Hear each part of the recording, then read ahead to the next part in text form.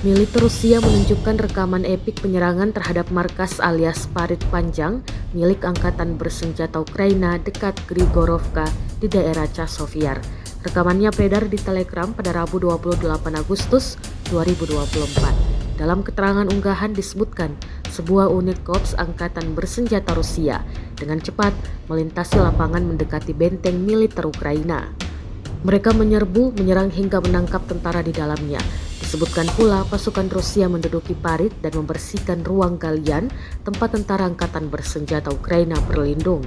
Beberapa dari mereka tampak jelas dalam rekaman drone ditangkap dan digiring pasukan Rusia.